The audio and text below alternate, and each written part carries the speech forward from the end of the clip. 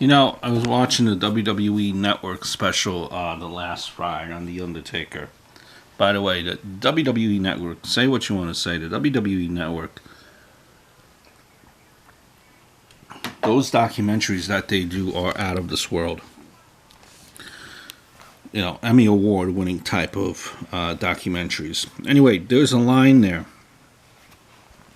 where The Undertaker says, "I don't want to become a parody of myself." You know, does your gut say, honestly, you as a wrestling fan, that you already have? Am I way off? Now, I get. Now, you know, some people say that he has, but made up for it with the Boneyard match. Other people are saying that he should have walked away after the match with Roman. You know, hat, coat, gloves, in the ring, passing the torch. That was how he should have ended it. And listen, I get the Boneyard match was entertaining. But to be fair, I think most people enjoyed it because it hid The Undertaker's limitations. I agree with the notion that a lot of people say that he has earned the right to walk away when he wants, but he is a shell of himself. You know, and I think, to be fair, you know, people also enjoyed it because of the way it was produced and presented. You know, but you gotta be aware. I'm sure you weren't happy that he hit any kind of physical limitation, but in the back of your mind, you kind of took that into account. Yeah, and I think, you know, the production presentation was partly done because of Taker. Obviously, the main reason is the COVID. I think a lot of people walked away from that saying, that was awesome, very entertaining and unique. Loved the way it was produced, and it definitely pulled the spotlight away from The Undertaker's limitation. Listen, and I get it. I get why, you know,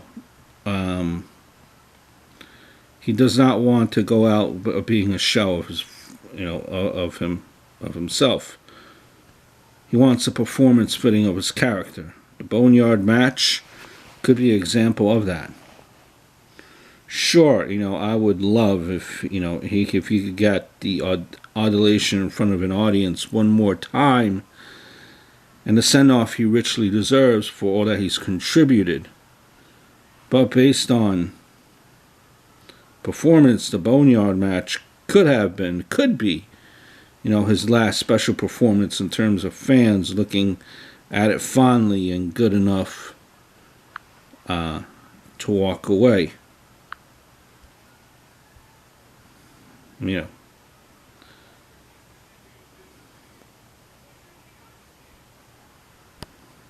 You know, a lot of things to think about here.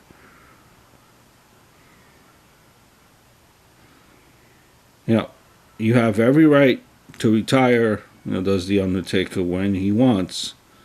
But us, I think, as the wrestling fan, has every right to say that you are past your prime and you should retire.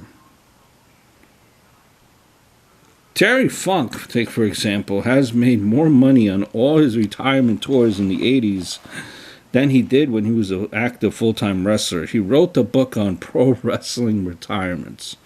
Remember that. Talk about someone who has who was a shell of himself 25 years ago when he was in his 50s and he was still entertaining. So it could be. Moved around like he played in exhilarating game of shuffleboard at home, but the fans treated him like he was a god, and his physical limitations hardly made the discussion.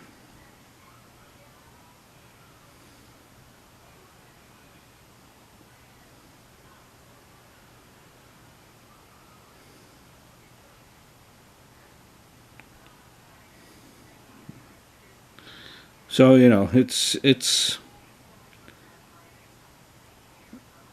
at a point here.